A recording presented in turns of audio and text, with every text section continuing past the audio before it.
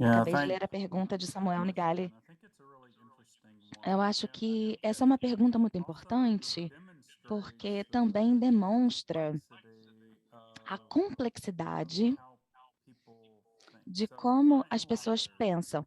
Então, os meus interlocutores, o que eles afirmam é o seguinte: eu não sou anti-vacina, eu só sou contra essa vacina em particular, essa vacina específica. E a melhor forma que eu consigo interpretar a partir de um senso antropológico é pela dissidência cognitiva, por essa lente.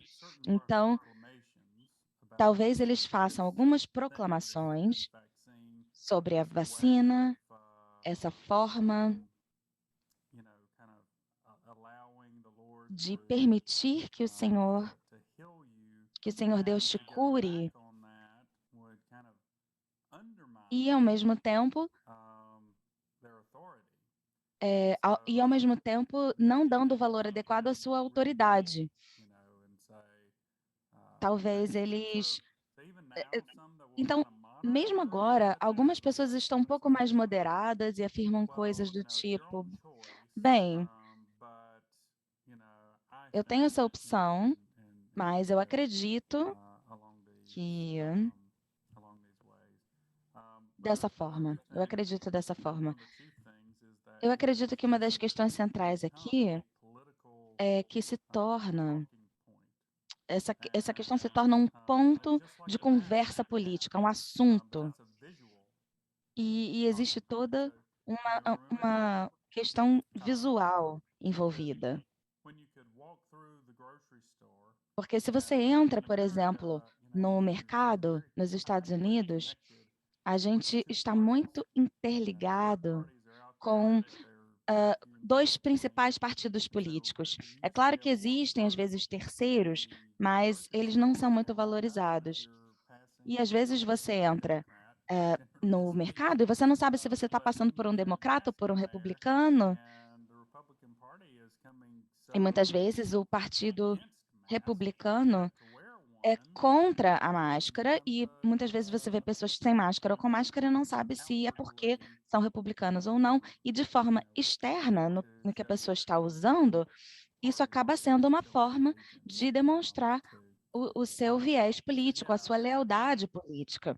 Então, o que eu acredito sobre a questão teológica é que eu acho que as pessoas ficam um tanto quanto estarrecidas com esse tipo de afirmativa.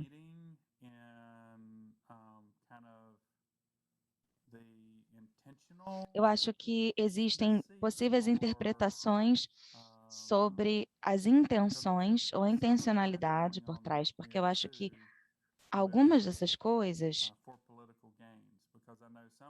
acontecem em prol de ganhos políticos, porque alguns desses pastores estão tomando a vacina, mas, ao mesmo tempo, eles estão proclamando que são contra. Então, eles tomam a vacina, mas declaram que são contra, e isso pode ser um tanto quanto desafiador. Temos uma pergunta do Félix. Félix, você pode se desmutar, por gentileza? Félix, do Malawi. Pode fazer a sua pergunta, Félix. Eu fiquei muito interessado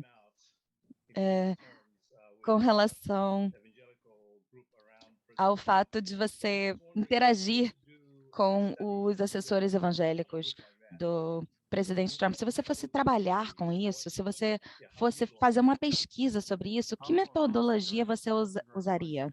Nossa, essa é uma pergunta incrível. Pergunta excelente.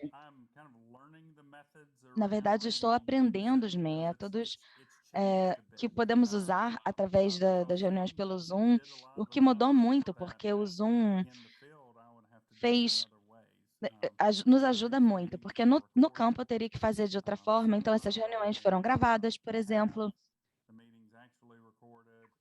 Então, o fato da reunião ser gravada eu tenho acesso a essa gravação e eu posso fazer uma transcrição palavra por palavra, o que é muito controverso para alguns antropólogos, porque alguns veem as implicações. Quais seriam as implicações de terem essas palavras transcritas num documento? Então, de certa forma, acaba sendo mais fácil, mas, por outro lado, mais difícil, porque essa é uma reunião do Zoom, por exemplo, onde estamos aqui reunidos. É difícil saber se, por exemplo, algumas pistas físicas de algumas pessoas que estão nessa chamada. Talvez elas estejam concordando ou discordando com o que está sendo dito. Não podemos ver a todos que estão na chamada.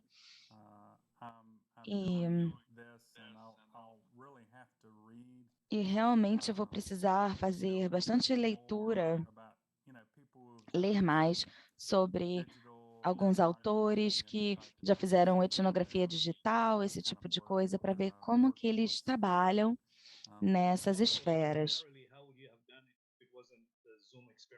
Mas, tirando a experiência do Zoom, mas eu estou me referindo a... Eu estou me referindo às reuniões presenciais, caso você fosse presencialmente. Então, antes de qualquer reunião acontecer, tem algumas coisas necessárias que precisam fazer. Você precisa ter um termo de consentimento assinado pelo grupo. De um ponto de vista ético, não acho que os antropólogos sejam espiões e não acho que necessariamente isso limita os seus achados. Apenas acho que seja necessário você ser honesto sobre o fato de você estar talvez gravando a reunião em áudio, ou gravando no celular de alguma forma, anotando, fazendo anotações ao longo de toda a reunião, prestando atenção a esse tipo de várias pistas. Uma pessoa está dizendo uma coisa, mas ao mesmo tempo eu olho para o outro lado e tem uma outra pessoa que parece estar discordando. E muitas vezes eu faço o acompanhamento dessas pistas. Eu pergunto, será que eu interpretei isso corretamente? Foi isso mesmo? Mas realmente o Jim Spickard falou sobre isso, que tem a ver com imersão. Você está imerso na coisa. E essa é a parte da história da antropologia. E no mundo digital, isso traz oportunidades interessantes e, ao mesmo tempo, alguns desafios. Agora, esses grupos tendem a ser muito próximos um do outro. Eu fui quase que vetado. Me perguntavam, o que você está fazendo aqui? Eu fui muito questionado. E foi muito difícil nesse sentido, porque eu nunca tinha experienciado isso antes, vivido isso antes. E eu conheci algumas pessoas que estavam no grupo, faziam parte. Follow-up question. For a moment, because E eu gostaria de fazer uma pausa aqui por um momento. Tradicionalmente, quando um antropólogo faz um trabalho de campo, normalmente é por um período longo. E, geralmente, os antropólogos não fazem um trabalho tanto de baixo para cima, mas de cima para baixo. Existem alguns sociólogos que são muito que trabalham com pessoas muito ricas, mas normalmente eles não te permitem entrar. E existe um poder envolvido o colonizador tem poder. E mesmo assim, algumas pessoas não tinham verdadeiramente acesso aos locais de poder. E esse é um dos motivos pelos quais os antropólogos, o assunto era a cultura popular, porque você pode realmente estar ali interagindo com as pessoas e você pode acabar descobrindo um ou dois informantes que vão estar dispostos a falar sobre como assim, e aí você poderia perguntar quase que informalmente, como é essa questão da profecia, como é essa sensação de estar recebendo algo. E muitas vezes, nessas situações, a gente não pega palavras esculpidas em pedra. A gente ouve pessoas comentando. E o problema com isso é que depois essas coisas podem desaparecer, porque são nuances. Então, muitas vezes você pode estar diante de um informante principal ou muito importante, e que ele só está falando da vida real, da vida cotidiana dele ou dela.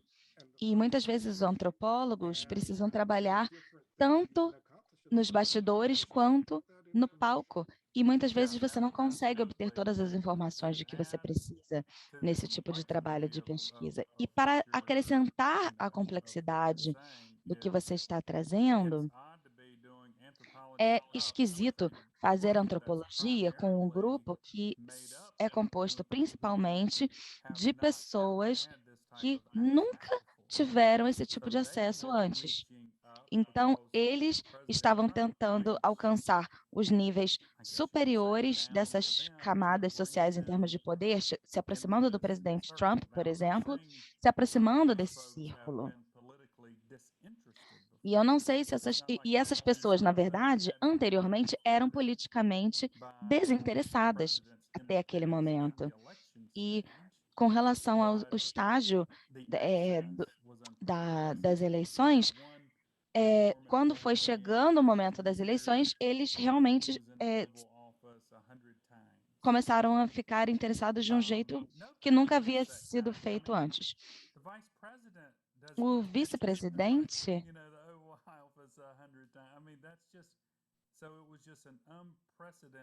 então, houve uma questão sem precedentes, esse interesse todo político por parte dos evangélicos. E isso acrescenta a complexidade. E um dos motivos pelos quais eu estou tentando aqui, estou meio que tentando explicar essas coisas à medida que vocês estão perguntando, porque o que é normalizado é trabalhar num determinado nível e ser convidado de alguma forma. Tem mais alguma coisa que você queria acrescentar, Félix? Sim, porque eu também estava pensando sobre a cultura política da elite, ou a teologia política que tem a ver com isso. E seria ótimo ter acesso a essas pessoas e estudá-los. E eu também estou pensando a respeito dos grupos mais proféticos, que podem acabar, nos quais nós podemos ver isso acontecer. Então, nós vamos falar com eles teologicamente, vamos ver o que está acontecendo, e eu acredito que a tendência é que nós não vamos dar acesso a muitas pessoas nessas circunstâncias. Então, como é que nós conseguimos continuar o nosso trabalho como antropólogos? Bem, esse projeto em particular dividiu essas minhas, na verdade, tirou essas fronteiras, por assim dizer. Nós entendemos, como antropólogos, o nosso papel. Então, qual é o papel no qual eu me encontro nessa situação? Quando eu participava das reuniões de oração, eu nunca orei, eu estou tentando pensar desde o início. Eu acho que talvez eu tenha dito alguma coisa, como olá, oi, mas depois disso, eu só estava participando observando e, na verdade, com menos foco na participação que na observação. Mas, em alguns momentos, teve uma vez específica, como eu falei algumas vezes, essa falta de informação, essa informação equivocada sobre a COVID-19 no início dos estágios da pandemia, em fevereiro de 2020, eu saí daquele papel antropológico e tentei falar aquilo que eu estava vendo. Claro, eu tenho que quantificar isso quando o que eu vejo como a verdade a respeito do assunto. E as minhas visões, a minha perspectiva foi formada porque eu sou casado com uma bioquímica que ganhou prêmios e que pode explicar de forma totalmente robusta por que que as vacinas são desenvolvidas, como a ciência vai se desenvolvendo, por que que a vacina era segura. Então, eu tinha um pouco de propriedade para falar. E, mais recentemente, e eu até diria, tá, que isso quebrava um pouco aquele meu papel de antropólogo. E aí, muitos dos meus interlocutores quiseram conversar comigo sobre a fraude eleitoral na Geórgia, no meu estado, e eu compartilhei as informações que eu tinha das pessoas que haviam realizado diversas investigações a respeito da fraude eleitoral. Eram todos republicanos que queriam, sim, a reeleição do presidente Trump, mas eles não encontraram a fraude que buscavam. E eu compartilhei isso com os meus interlocutores. E foi aí que disseram, é isso que o pessoal está dizendo, nós nunca vamos conhecer essa verdade até o céu mesmo. E eu falei, tá bom, mas...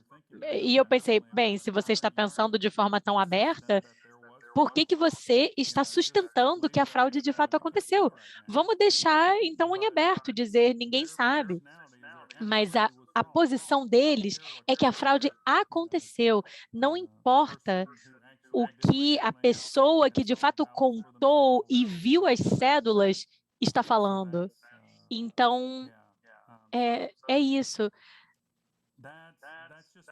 Own experience. Other anthropologists may jump all these roles. Essa foi a minha experiência. Talvez outros antropólogos teriam trabalhado de forma diferente e conseguiriam ter mantido um pouco dessa perspectiva de alguém que está de fora a esse respeito, uma perspectiva externa. A AFE tem um anúncio a fazer e aí eu quero fazer uma outra pergunta. AFE, pode falar? Bem, olha, aqui chegou uma notícia que houve um golpe contra os diretores, consultores e gestores do programa, porque ninguém foi para a nossa sala. Isso é muito triste. O golpe foi bem sucedido e o professor Derek é o novo presidente. Então, o que significa é que não tem outra sala. Não, nem tente ir para outra sala. A sala foi trancada. Fiquem aqui. Obrigada. Teodros, por favor. Obrigado pelo privilégio de fazer essa pergunta. Eu gostaria de agradecer ao professor Lemons por essa palestra tão instigadora. Eu sou da Etiópia e eu sou professor numa região onde há uma guerra entre o governo etíope e a região do norte, e há tantas profecias que legitimam essa guerra de aniquilação. E a minha pergunta está relacionada a perguntas teóricas que eu me fiz. A primeira é a seguinte: qual é a relação entre a teologia e a teoria social? Já que você fez uma referência ao Joe Milbank, que faz essa declaração bem provocadora no livro Social Theology and Social Theory, dizendo que não há algo secular. Então, gostaria de saber a opinião do professor sobre isso. Qual é o relacionamento entre a teologia com a antropologia e outras ciências. E a outra pergunta está relacionada à questão dessa comunalidade entre a teologia e a antropologia. Como nós sabemos, a antropologia está interessada em descrições e a teologia está concentrada na normatividade. Qual seria, então, esse relacionamento de comunalidade entre as duas disciplinas? O senhor vê uma complementaridade entre as duas? Será que poderia haver algum tipo de divergência em alguns momentos? Não só reciprocidade, mas divergência entre as duas disciplinas.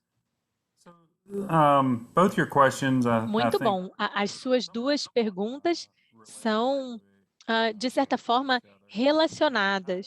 E o trabalho do John Milbank, o que, na verdade, ela pôde trazer foi ter feito com que as pessoas pensassem sobre quais são os compromissos da teoria social. Quer dizer, num certo nível, e eu, de fato, sempre mostro esse tipo de coisa para os meus alunos. Eu falo que essa ideia de ter uma mente aberta é uma ideia muito problemática, porque a minha preocupação é quando as pessoas falam, olha, eu tenho a mente totalmente aberta sobre as coisas, mas eu fico menos preocupado com pessoas e eu não estou dizendo que é possível fazer isso, tá? 100%. Mas pessoas que têm trabalhado de forma reflexiva para entender, na verdade, o que a pessoa de fato traz para o assunto. Porque o que nós estamos trazendo influencia aquilo que nós estamos ouvindo, as perguntas que nos interessam. Então, por exemplo, quantos estudos sociais científicos já foram feitos sobre fenômenos que não são centrais à cultura, mas era só uma curiosidade intelectual daquele cientista social.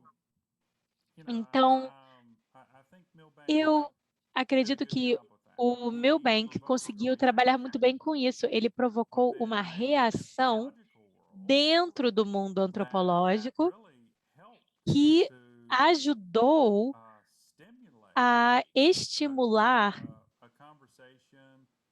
uma conversa, um diálogo da antropologia do cristianismo.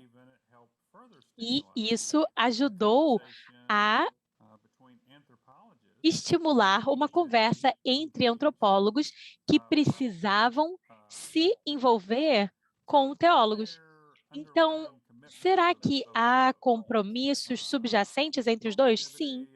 A normatividade e eu acredito que de forma reflexiva poderíamos olhar, por exemplo, poderíamos ver que a antropologia tem o seu próprio sentido de normatividade, não é mesmo?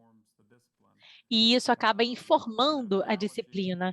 E a teologia faz isso muito bem. Agora, eu sou uma pessoa que está aberto a diversos tipos de relacionamentos entre os antropólogos e teólogos, contanto que as duas partes entendam qual deve ser o relacionamento.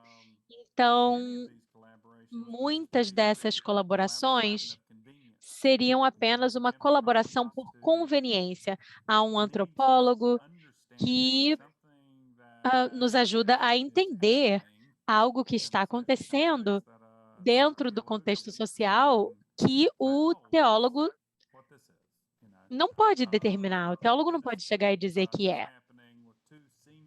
Eu vi isso acontecer com dois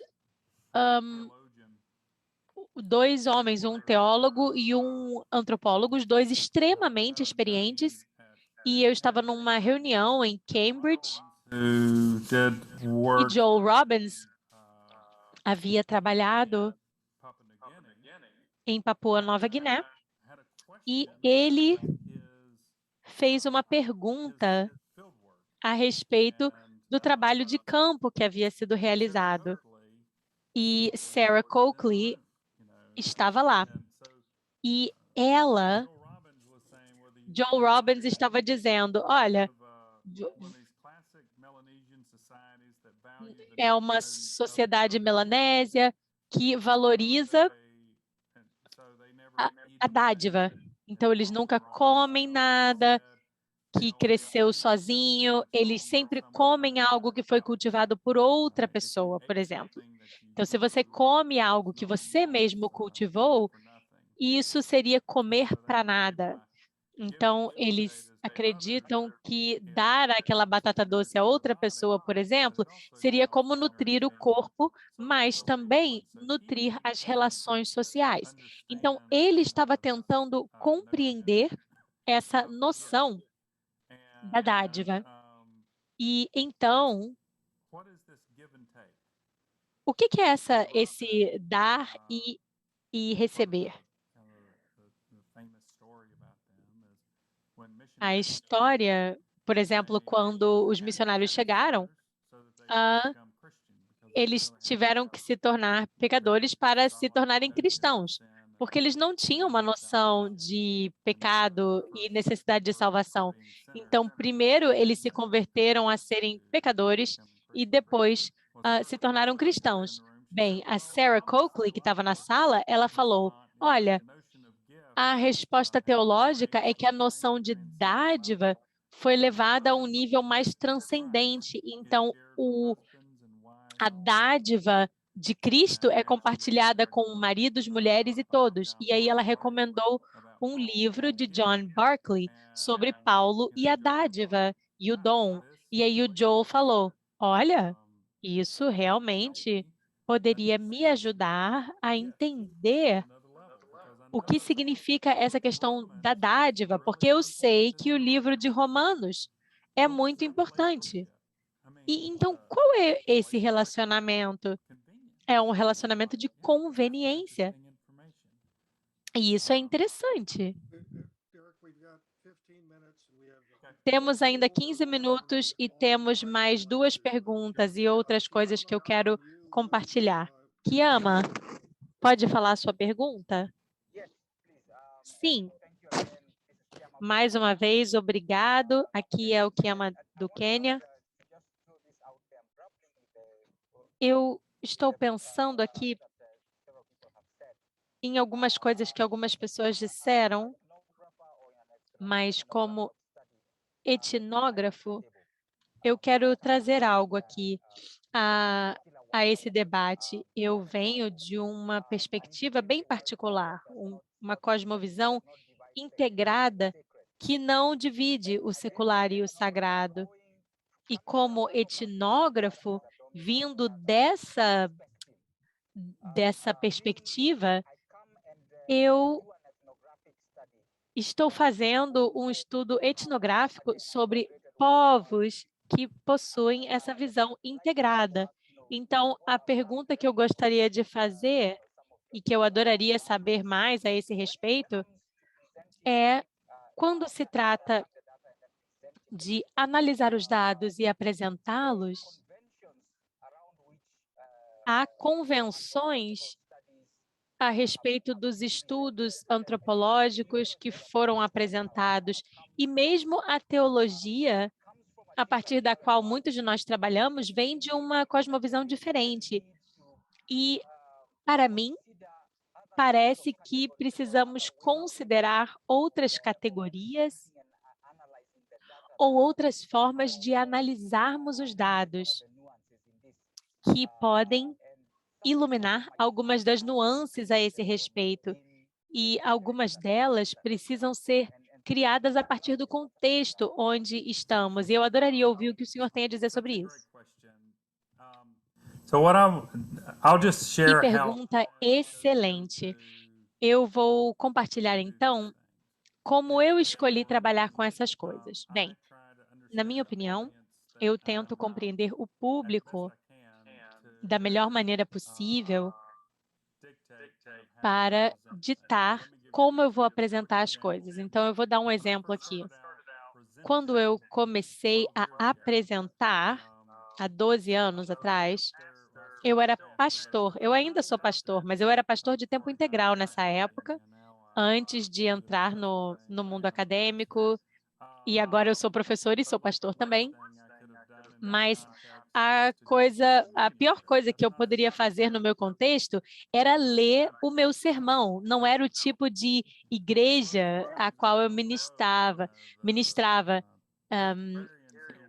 Eram os presbiterianos que tinham mais estudo que eu. Eu estava numa igreja um pouco mais operária, diferente. Então, quando eu comecei a apresentar fazer minhas apresentações acadêmicas, eu comecei a trazer aquela identidade mais de pregador para dentro da academia. Mas, na minha opinião, eu achava que o que eu estava fazendo era muito mais interessante, porque aqueles professores lendo seus trabalhos, eu pensava, gente, isso é horrível, eu acho muito chato, eu não consigo nem imaginar como essas pessoas estão me aguentando. E quando eu apresentava dessa forma um pouco mais como um pregador, eu não estou falando como um pregador, acho que talvez a forma seria um pouco mais engajando. E eu percebia que ninguém fazia perguntas, ninguém perguntava. E aí a próxima pessoa fazia aquele discurso com o seu trabalho acadêmico, lendo, e eu não conseguia nem ficar acordado. E todo mundo fazia várias perguntas. E eu pensei, não, peraí, o que está acontecendo? E então eu acabei percebendo, é melhor eu escrever, vamos ver o que vai acontecer. Olha só, eu comecei a receber muitas perguntas quando eu comecei a ler os meus trabalhos. Então, eu estava me adaptando àquele público no qual eu estava falando. No mundo da minha mulher, por exemplo, ela é cientista, né? Eles mostram apresentações, eles mostram PowerPoint, eles não leem os papers. E essa, então, essa separação entre os mundos, eu acho que a perspectiva que você está trazendo provavelmente é uma perspectiva mais sincera. Eu não diria que nós, de fato, dividimos o secular e o sagrado nas nossas experiências, mas o meu conselho para uma pessoa seria tentar entender o que o público, quem é esse público? E então, esse público aqui, por exemplo, eu estou tentando entender, não sei se eu estou acertando, porque vocês são todos acadêmicos e muitos não estão separando essas coisas. Então, eu gostei muito de ouvir as apresentações aqui, mas acho que foi uma pergunta ótima que você acabou de fazer. Algumas pessoas poderiam, por exemplo, entrar em alguns desses lugares e fazendo algo tipo uma pregação, como eu costumava fazer. Então, eu acho que, na realidade, depende um pouco se você está sendo ouvido. Não sei se faz sentido. A Henrietta tem uma pergunta. Henrietta? Yes, Henrietta, você pode se desmutar.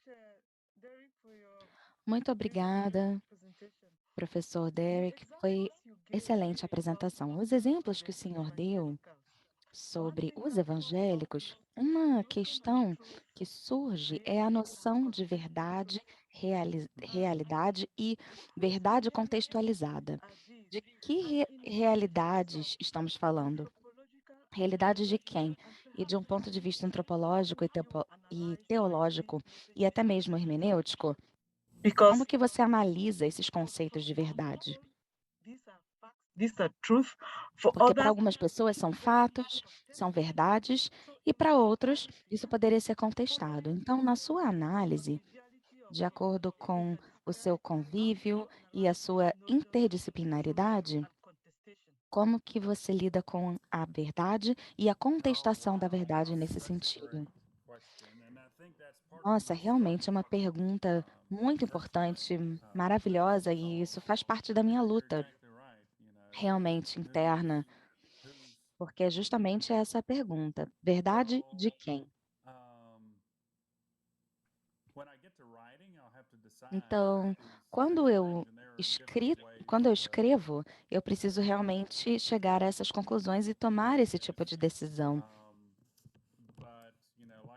Mas, como eu já afirmei anteriormente, eu normalmente penso na verdade do que é fisicamente verificado. Então, existem coisas que nós sabemos, por exemplo, no processo de votação na Geórgia, nós usamos máquinas para imprimir os votos impressos, as cédulas, para imprimirmos as cédulas e as pessoas têm acesso ao voto dessa forma. Isso é fisicamente verificável e é contado manualmente. E muitas vezes eles recontam os votos. Então, na minha cabeça, a verdade diz respeito ao que pode ser visto, verificado visualmente, mas para os meus interlocutores, a verdade é o que Deus revelou, o Senhor revelou para eles. E no caso da reeleição do presidente Trump, era algo que você poderia ver, você poderia contar 1 milhão de cédulas, enfim, mas não foi o que de fato aconteceu. Então, no momento de escrever, de registrar pela escrita, eu normalmente faço assim. Mas no passado, o default para mim era descrever a verdade do interlocutor. Ou seja, se o interlocutor fez algum tipo de afirmação, se tiveram, por exemplo, uma experiência em particular, eu não questionava nada sobre isso, porque o meu papel ali era descrever da melhor forma possível, de uma forma que eles pudessem compreender ou que fosse compreensível para o leitor. Interpretation before. E a minha interpretação não necessariamente poderia ser vista ali, ou eu colocava da melhor forma possível como o interlocutor via. Então, acho que existem formas diferentes e distintas de fazer isso no momento de registrar por escrito. Então, eu poderia dizer, vamos olhar para essas duas verdades? Então, parte da análise seria como cheguei à minha própria conclusão da verdade, como os interlocutores chegaram ao seu senso de verdade e escolheram o direcionamento. Deixa-me fazer uma sugestão, Derek. Uma das coisas que você tem diante de você é um grupo, são vários textos que você tem aí, certo? Você poderia fazer uma análise de discurso desses textos redigidos, que poderiam ser. Isso poderia te dar uma sensação do que foi dito, quais são as estruturas, os padrões repetidos, as mensagens às quais as pessoas se referem e de que modo a retórica é colocada, é posta. E, ao mesmo tempo, você também pode perceber os tipos de assuntos, argumentos que surgiram ali, que não teriam surgido em outros ambientes. Você não está tentando entrar na mente deles, porque você não pode fazer isso. Você não tem acesso. Mas você pode observar, se debruçar sobre o que eles estão construindo em seu próprio universo, naquelas reuniões em particular. E todos eles estão tentando fazer algo para mantê-los lá. Imagine o que um deles poderia dizer que poderia fazer com que alguém fosse expulso, por exemplo. E essa foi uma questão central para isso tudo, porque o presidente Trump é bem conhecido por realmente dispensar as pessoas. Então, eu trabalhei com interlocutores por 20 anos e eu nunca vi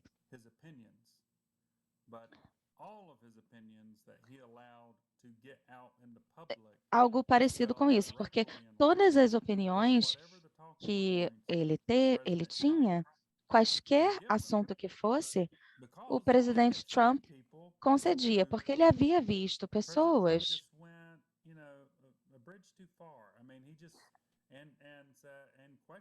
irem longe demais e questionando o presidente Trump. Presidente Trump, isso não está correto. E talvez eles não tivessem. E aí, nesse momento, eles eram demitidos ou não eram convocados para a próxima reunião na sala oval. Então,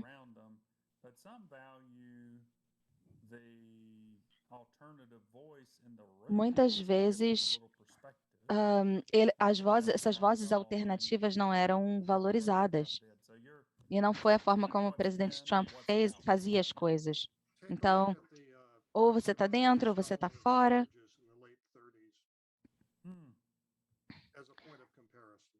Como um ponto de comparação, na década de 30, que tipo de coisa as pessoas faziam que faziam com que se sentissem culpadas? Muitas vezes você precisa registrar sobre essas questões específicas, de ambientes específicos, de partidos políticos específicos. Sim, com certeza concordo, e eu acredito que o que esteja acontecendo é que eu estava num mundo que eu achava que eu entendia essas pessoas. Essas pessoas falam abertamente contra pessoas malignas. São vozes proféticas, mas quem são as pessoas que eles se permitem profetizar contra? E quem são as pessoas que não estão nessa categoria? Esse é o desafio, porque antes deles estarem no recinto, na sala, era um pouco mais igual, havia mais igualdade. Mas essa cadeia foi mudando. E quando a pessoa estava no recinto, começava a compreender essas mudanças dentro do próprio recinto. Alguns evangélicos, que eram parte da maioria, por exemplo, no meio da década de 90, muitas vezes nós perdemos a voz. As nossas vozes se concentravam principalmente no púlpito das igrejas. Enfim, obrigado por esses insights. Tem mais alguma pergunta que alguém tenha, ou algum tipo de conselho, ou palavras de sabedoria? Professor Derek Lemmons, eu aprecio muito você estar pedindo conselhos, porque é muito interessante podermos ouvir dos nossos colegas. E, na realidade, talvez o nosso tempo esteja chegando ao fim. Na realidade, eu acho que foi tudo muito fascinante. É claro que o exemplo que o professor Derek trouxe desse discurso sociopolítico contemporâneo, eu acredito que nós podemos concordar com isso, mesmo nas nossas culturas diferentes, contextos diferentes, porque isso não se trata só do presidente Trump, se trata de teorias de conspiração que, na verdade, refletem. Até mesmo na África temos, por exemplo, os empreendedores que apoiaram Trump. Temos essas diversas teorias da conspiração. Para mim, isso é muito interessante, muito relevante. E existe uma pergunta metodológica sobre o que pesquisamos dependendo da localização geográfica. Como lidamos com a verdade e as mentiras e coisas assim?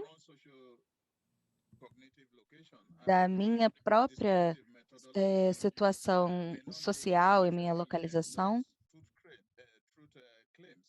a verdade limpa, a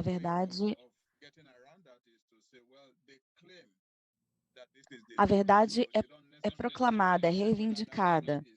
Eles reivindicam a verdade. E muitas vezes as pessoas não têm certeza se é verdade ou é mentira. E eu acho que na sua apresentação e na sua análise é preciso ter cautela se você não está fazendo algum juízo de valor. Se nós estivéssemos com um teólogo e com um filósofo debatendo ou dialogando, no fim das contas, o teólogo diria: não, o que eu estou dizendo é, olha as escrituras. Jesus afirmou, Jesus Cristo disse. O filósofo diz, mas eu não estou disputando que Jesus Cristo disse, mas de uma perspectiva filosófica, é uma questão diferente se o que ele disse é verdade ou não. É uma pergunta filosófica.